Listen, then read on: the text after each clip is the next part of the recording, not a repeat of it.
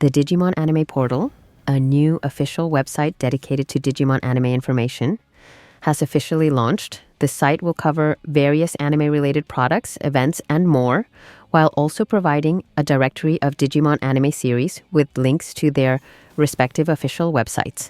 In addition, the official Digimon Anime X has also evolved into Digimon Anime Series Official. Interestingly, before Digimon Con, a brief paragraph appeared on the site before being quickly removed. The deleted text read, "Starting in October 2025, the new series Digimon Beatbreak, the first in about 2 years, will begin airing. Digimon has a history of over 25 years and continues to evolve." So it turns out that the Beyond Digimon Adventure Beyond teaser was referring to this, a brand new Digimon anime premiering later this year. The Digimon Liberator artist Usagi Bochi posted an illustration. March 20th is Shoto Kasama's birthday, our protagonist. Keep aiming to be an awesome card player. By the way, March 20th is also the spring equinox, a day to appreciate nature and living things, and today is the long-awaited Digimon Con. Don't miss the latest news. Digimon Liberator column, Tips 22, Ruby Mountain, the Inferno Zone.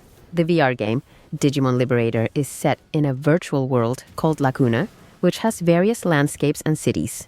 Aside from its regionally diverse player base of enthusiastic gamers, one of Lacuna's charms is its equally diverse landscapes, which blend the real and virtual. This time, we'll introduce another such area. Ruby Mountain, the Inferno Zone. As the name suggests, Ruby Mountain resembles a volcanic zone and has a large settlement despite the scorching heat. The area's most distinctive feature is its landscape of active volcanoes, rivers of flowing lava, and swirling volcanic ash and sparks, which would be extremely dangerous in the real world. We've introduced 5 of Lacuna's 7 cities so far, each with well-developed urban areas. Ruby Mountain, on the other hand, is not a city in the conventional sense of the word. Rather than having a distinct urban part, it has settlements scattered throughout the hazardous volcanic zone, utilizing terrain such as caves and cliffs. In gamer speak, Ruby Mountain fuses together dungeons and villages. At first glance, Ruby Mountain appears to be nothing more than a dangerous place. But as this is a virtual world devoid of real danger, it's actually one of Lacuna's most popular tourist spots. Of course, Digimon Liberator players have been traveling in the real world too, including to foreign countries where the scenery can be totally different. However, few people decide to travel to places where active volcanoes and flowing lava are visible up close, especially considering the safety concerns. In Ruby Mountain, it's possible to tour realistically depicted volcanic zones and other such spots without the risk of harm.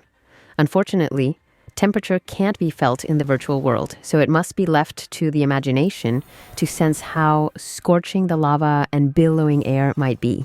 You may even find yourself sweating.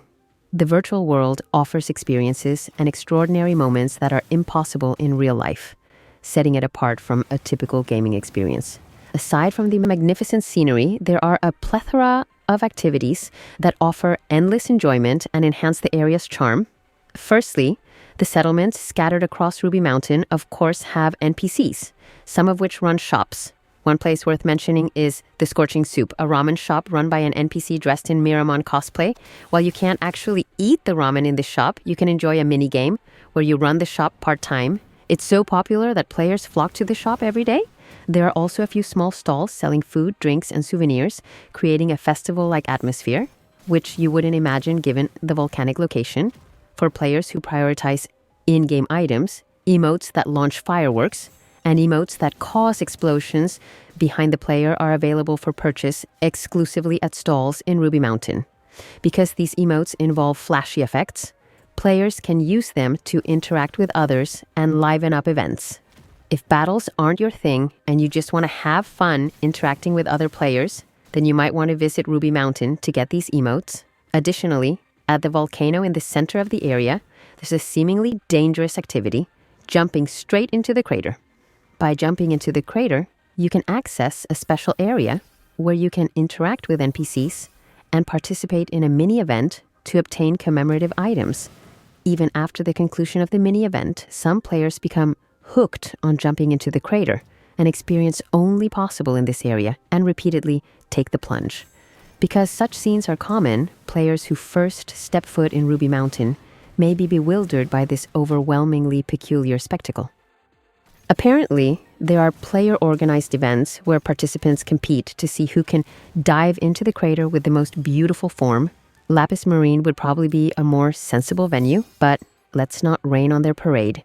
Contrasting with the treacherous terrain and the ominous-sounding name Inferno Zone, Ruby Mountain is a lively and bustling area with people and NPCs coming and going. So far, we've introduced the locations within the area, but as this is Digimon Liberator, we certainly must not overlook the numerous quests and NPCs for battling.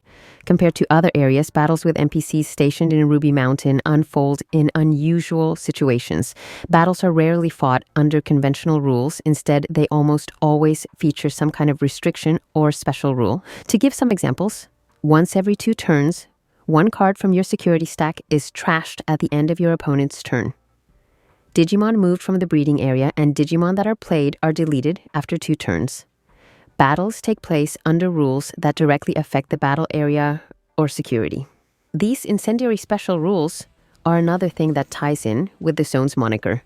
The battles are designed for intermediate to advanced players as they require tactics that differ from the usual Digimon card game, with fierce attacks from NPCs and forced usage of significant resources due to the special rules. However, as mentioned earlier, Ruby Mountain is an area bustling with many players, so naturally there are many advanced players accustomed to battling among them. If you find yourself struggling or getting stuck when taking on a battle, consulting other players or asking them to help you practice could be an option.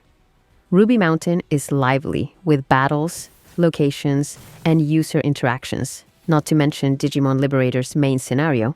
Normally we would introduce some of this story, but we'll refrain from doing so this time, given the dramatic events currently occurring. Instead, we will simply introduce a few related elements. There are several important NPCs related to Ruby Mountain's story, and one to pay particular attention to is Tlalocmon.